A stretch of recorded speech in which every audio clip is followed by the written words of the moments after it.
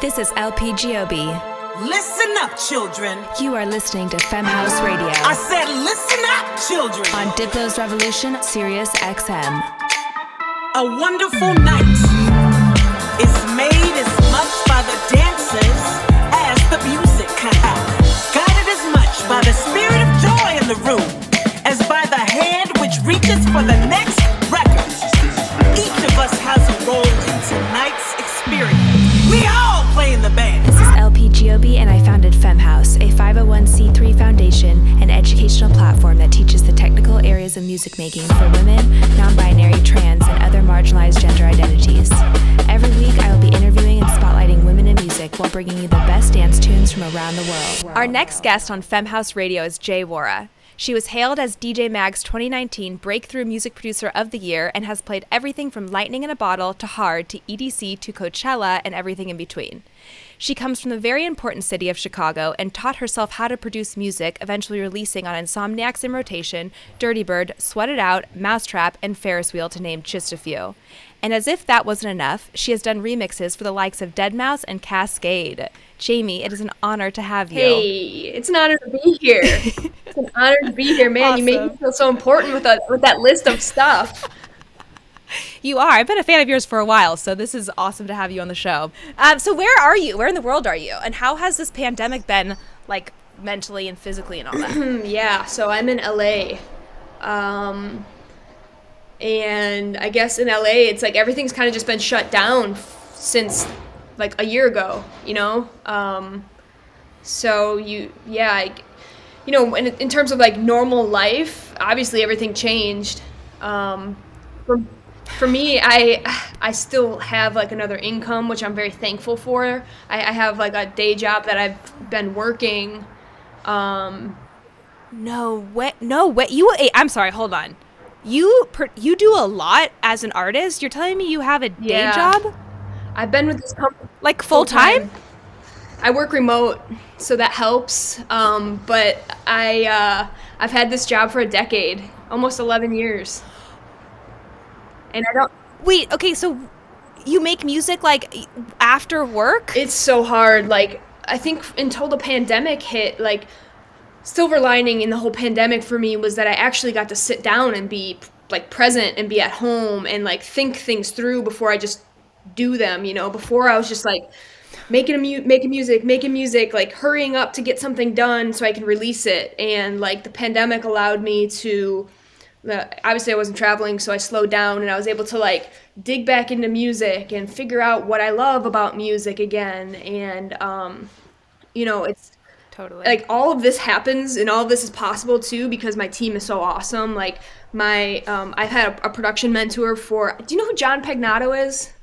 He used to be Hot Mouth. He used to be part of LA Riots, and then he taught at Icon for the longest time. But he doesn't really... He's not like an artist of his own anymore. He taught at Icon and he mentors people, a ton of different people. But he's so clutch because like I'll send him something and I'm like, I don't know what's going on with this lead. It's not sounding right. And he's like, hang on a second, bounce the session, let me see. And so it's like I have somebody to like really help guide me who's been in the industry, and he'll do my mix downs for me. He'll fix like bass lines for me, which like, you know, that's like, as a producer, those are the things you get stuck into for hours and hours. And like, so true. I think there's a lot of value for you as an artist working through it on your own and figuring out on your own. But, you know, I've been producing for 8 years now, and it almost hit a point where I was like, I just need some help. John, I need you to do this mix down. Team, I need you to go do XYZ for me.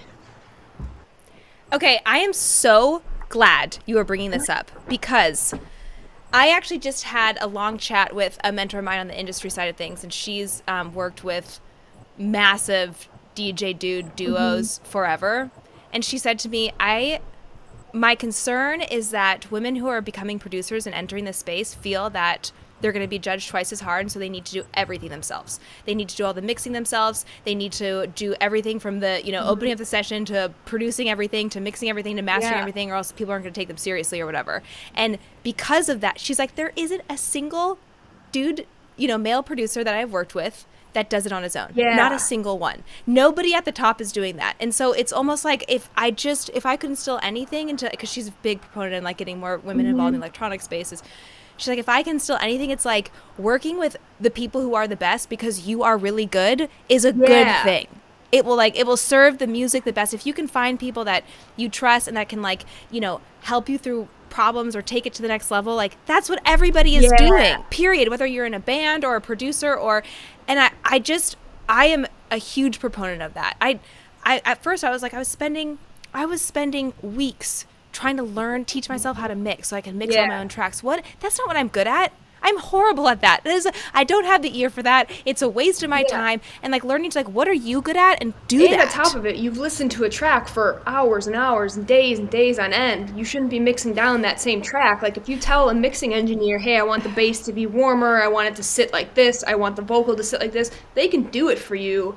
You know, the biggest turning point for me with this topic is I was sitting in the inside sound watching someone play a set, and Chris Lake was there, and he was sitting next to me, and I was like, Chris, I'm doing everything on my own. Mixing, I'm mastering, I'm producing, I'm doing this, I'm doing that. And he's like, why are you doing this to yourself? He's like, you know, that's like great and all, but why are you Chris Lake said that? He's like, why are you trying to do every single thing on your own? He's like, I've had instances where, you know, I've had full years where I've sent tracks to Marco Lice to mix down or to Chris Lorenzo to fix something. And so that really made me shift my perspective, because for the longest time I thought if I don't do everything on my own, I'm not going to be a real artist and people aren't going to consider me. So it takes a while to kind of let go of all of the control. I am so pumped up. That literally, like, this is like, I think about this every single day. Since I had this conversation a few weeks ago, I think about this all the time. And to hear these words from you, who, like, in this space, you are a true artist and a true producer, is so empowering. And I know it will be so empowering to all the people who are going to watch this. Like, with Femme House, I think that's the biggest, like, a lot of the women who are taking the courses think like, okay, I have to learn every single part of every single one of these courses. And it's like, no, which part of this do you like? And like, that's what you should focus on. And so to hear that from you is like, oh, yeah. And you know, give like, there's no secrets for me about it anymore too. It's like, if John helps me with something or if somebody else helps write on a track, like you can see them in the credits. So it's you know, it's not something that I feel like I have to hide, and I've spoken out about it a little bit more, but it is a little intimidating when you start to think about it and think about who you're in the room with, right? Because if it's like a John Summit, the kid's just like a whiz at house. So I don't know how he does it all, but yeah, he's an anomaly. So it's like everybody who's not a John Summit, you have to tackle things differently. Wait, this is so, you know, I sort of have like, this is what happened to me. I kind of had my breakthrough moment, not from Chris Lake, but when I was playing, I had a show, and it was in Portland, and my family's from Oregon, so like my entire family was going. Like I'm talking like extended aunts, uncles, like my parents' friends, you know, who I grew up with, like everybody. And I remember being so nervous. I thought I was gonna throw up. I was so nervous. I'm like, why am I even doing this to myself? Do I even like this, you know? And I stepped out on stage, like I wanted to play every piano note perfectly. I wanted every mix to be perfect. And I immediately messed up. Oh. And I looked out at the audience and I saw my family, and like, they didn't give a fuck, you know? They just were like, I realized like I'm never gonna be the best producer. I'm never gonna be the best DJ. I'm never gonna be the best piano player. Like my talent is to just like be present when I'm playing to a dance floor, and that's it. And if I can just show up for myself and do that, like that's enough. And so that's kind of when I started like just like letting go of the reins of everything a little bit, and started like actually finding collaborators who like, I work with a guy named J.Worra all the time, who's an insane bass player, and I'll write like, here's the key it's in, and here's like a loose idea, and then he'll come in and just slay it. And like, okay, this is like, you have been studying bass your entire life, and like it's a gift to work with you, and I'm gonna learn from you, and like that's gonna be, I'm not here to learn how to play bass. Yeah. You're not gonna become like a bass expert. You're not trying to be in that lane. Yeah. Totally. Yeah, so it's been pretty freeing.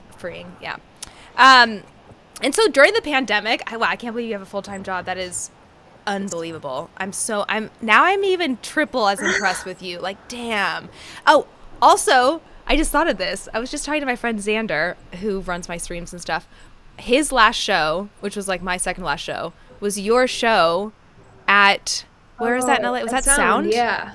It was one of the last shows I played. And it was so awesome. And weren't you on a tour and you had just released like the beginning of an album or EP or something like that? So I had planned like that next month, I think that month I was about to kick off my first North American tour. And it was like a big, like, I wanted my first one to be like a big splash and represent like things that matter to me. And so I did this huge thing where I partnered with a charity in every city, every state that I played, every city that I played, I partnered with a charity for the club shows, and a portion of my fee was going to be donated as well as a portion of the ticket sales. So it was like $1 or $2 per ticket. And then for the festivals I was playing, a portion of my fee was going to go to the Trevor Project. So I had like animal rescues. I looked into like what charities impacted those cities, and like Phoenix, for example, they had a huge mental health crisis like a decade ago, where there was a lot of teens committing suicide. So they started this help hotline in Arizona, and so that was like the selection for that city. Did animal rescues, did like LGBTQ. So it was crushing, like when that tour got canceled, more so than just because of the dates getting wiped away, but because of like I had all these charities that I was about to showcase. Like there was one in Denver for women who it was called Hope House Colorado, and it was women who were single parents and they were trying to like finish school, get themselves on track. And so I was actually going to go there and I was going to like hang out with them and do stuff with them. So there was just like a lot of things tied to that tour that was like heartbreaking. But everybody felt. I had no idea. Yeah. Wait, this is like, let me just pause there, because that is unbelievable that you took the energy. I mean, I know what it's like to put together shows and a tour and release music, and at the same time you were also doing your research about like which charities in each city and each market, having to like individually figure that out. That is fucking awesome. Wait, this breaks my heart, because I remember feeling right when this pandemic like really hit, one of my first thoughts was, oh man, J.Worra, and I've been a huge fan of yours. I saw your show at Sound. It was fucking fire. One of my first thoughts was, oh man, she had a really sick tour lined up. Like that would have been, I thought of you because I thought, and I had no idea about the second element of the tour. Yeah, it was cool. I had like main stage ultra slotted. So, you know, there's Hello? The cool thing is though that like we've maintained relationships with a lot of these festivals. Like today I did a Zoom writing session with a couple vocalists that Ultra helped set up. So like there's still cool things coming out of it, although it wasn't that play that I wanted. Like doesn't mean that it still won't lead to that sooner or later. Oh, 1,000 totally. And also, are you able to, I mean, I know the pandemic was, nobody really knows, still doesn't know when it's going to end, but are you able to reschedule that at some point, or like how are you kind of just going to start I think I'm just going to start fresh for 2022, like early 2022. We're trying to plan a tour now. You know, a lot of the same stops, just it's not going to be the big charity component. But I'll probably do that again some other time. I wasn't able to do it this time around, but, you know. I love that. Wow, that's actually extremely inspiring. Have you done any research or looked into Plus One? Yeah, we actually reached out to them for that tour, but they usually work with larger venues, larger cap venues. So I think since we were, I think they work with like 5,000 cap or 1,000 cap or something in the thousands, and I'm not there yet. Close though. You're close, girl. There. She's getting there. Oh my goodness. Yeah. And also, I heard that you like cooking. I do like cooking. I know it's such a weird, but like I love talking to artists about what are things outside of art that, you know, making music that you love. Because I remember I was 6 months ago when I was really grinding, somebody asked me like, what do you do besides music? And I didn't really have an answer, and honestly it was really embarrassing. I was like, I like to go on runs. And I'm like, oh my, am I a completely one-dimensional person bread. now? So I read that you like cooking, and I think that's really like, are you able to do more of that now that the pandemic is in full swing? I'm kind of the same way as you. Like I don't like Sierra. When we started dating, she was like, so what are your hobbies? Literally, my hobby and my work is music. Like that's what I enjoy doing. And then I obviously have like a job that helps me pay my bills in LA, but outside of that, I've never really been like, I like to do this, or I like to do that, because in the back of my head, what I'm always thinking about is, shit, I have so much stuff to get done. I'm behind on all these things, but yeah, so wait, this is so good to know I'm not alone in that thought. That's where I'm all like, if I'll go to dinner with friends, I'm thinking like, this is fun, but I'm also like, I could be in the studio right now. Yeah. And like, that's how healthy, like I'm really actually working. I like got a therapist at the very beginning of the pandemic. I was like, I want to rewire my brain, because I have never been I'm always, if I'm like trying to like enjoy myself, I'm always thinking I could be working on that's music. the weird, creepy, like the thoughts that creep in that just like really, I think, make artists unhealthy, because you can always be doing more, and there's always pressure to be better and doing more, and it's like, I don't know, it's just not realistic. And also, you know what I think about a lot is that this is also an unhealthy thought, but I am so jealous of singers, because it like, in order to be like a good songwriter, I should say, in order to be a good songwriter, like part of your job, I think, is to like go live a life. You're going to like draw from your, lyrics from experiences that you, whereas like, I feel like a producer, you could really just be in a room with no windows, grinding it out. And like, that's how you'd become like and I know that there are things in the outside world that inspire me as a producer, but like less than writing lyrics, So I always felt like, dang, I wish I was a songwriter, because then I probably would live a more full life. Right? You'd have to go experience stuff instead of being like sitting staring at a screen. Yes. Yeah. It's so crazy. So tell us your origin story. How did you become a producer and DJ? When I was living in Chicago, we had a couple festivals pop up, Spring Awakening being one of them. And I remember going to that festival, and I was standing there in the crowd, and it was all dudes on stage. I don't think I saw one female. And I've always loved music, but I just came from a very blue collar, like, background. I just didn't really understand what options I had. And so I just remember standing at that festival and saying, like, I can do this. I want to do this. And then the next day I went out and I bought like a little tractor DJ thing, and I just started learning. I just started like going on YouTube, and then like when I started getting into production, like 6 months or so after, I actually started leaning on some other Chicago producers like Win and Woo. I used to always go to their studio. Yes. Yeah, back when they lived in Chicago, when we lived there together. So, they were super cool. Like, they didn't ask for anything in return. They were just like, if you want to learn, like, come into the studio, come hang. And so, yeah.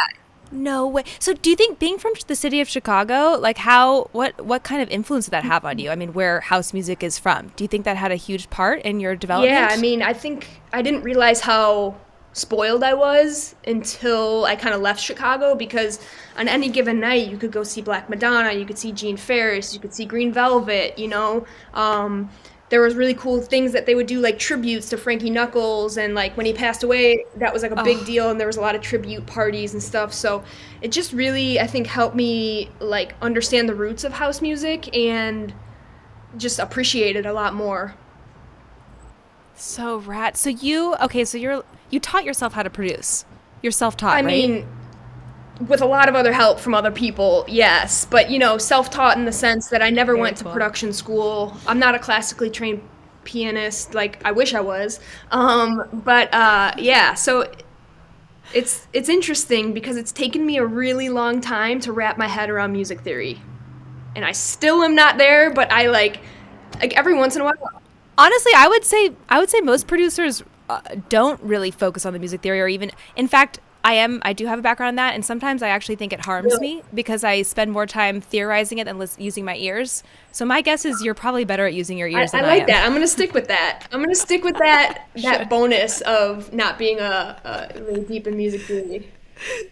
Perfect.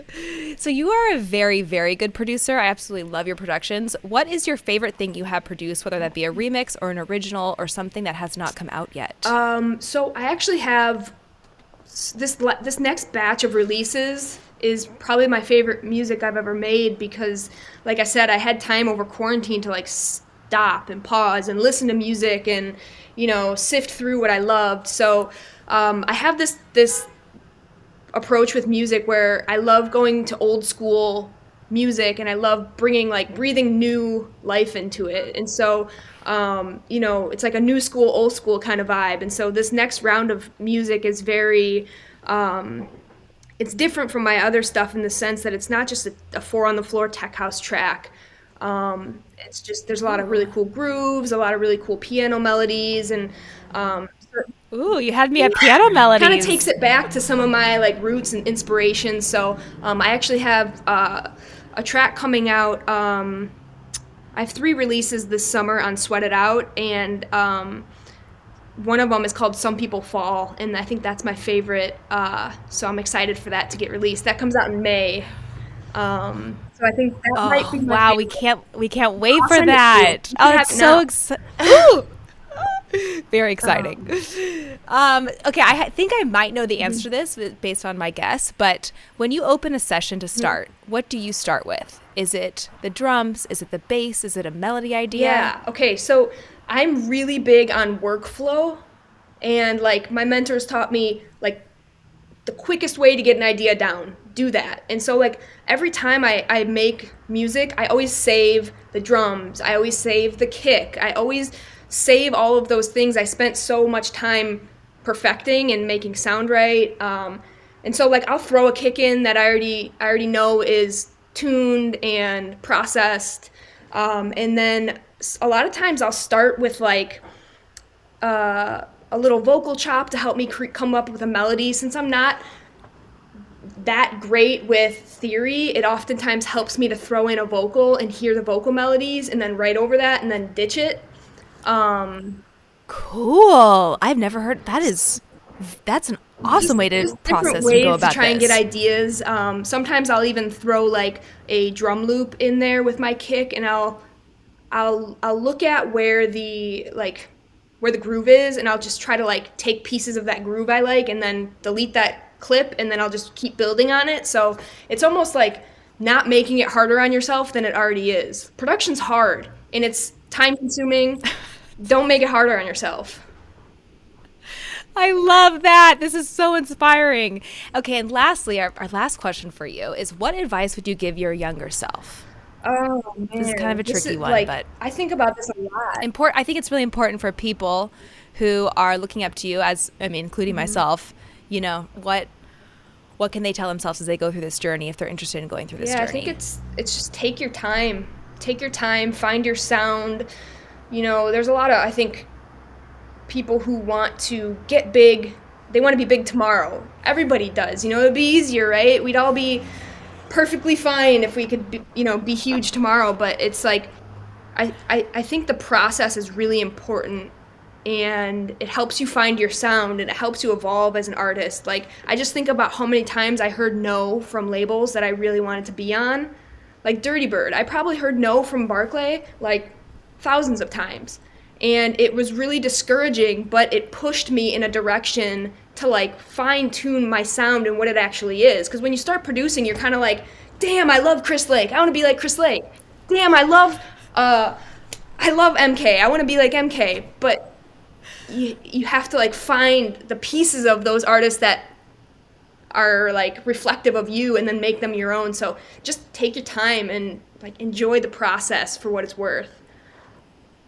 Jamie, that is the best advice I have ever heard. I struggled so much with like finding a sound, and every time I thought I found it, it was probably a few steps away. And that journey and that process you're going to spend more of your time journeying than arriving. Yeah. So figuring out a way to enjoy it and enjoy like figuring out, what plugins you like and what sounds you like and who's inspiring you. And it's a process. That is so true. If I can, I have felt like, okay, this is it so many times, and it's always obviously going to be evolving and changing, but I was told no by so many labels, and it took me probably like 5 years to really get to a place where I started feeling like, okay, this is the beginning of the journey of who LP is. Yeah, like feel confident in that's great advice. what you've almost like found for yourself, right? Like this is your career and you're the artist, so you should really feel like you can be who you want to be and not have to be, oh, this artist's doing well, I have to be like them, you know?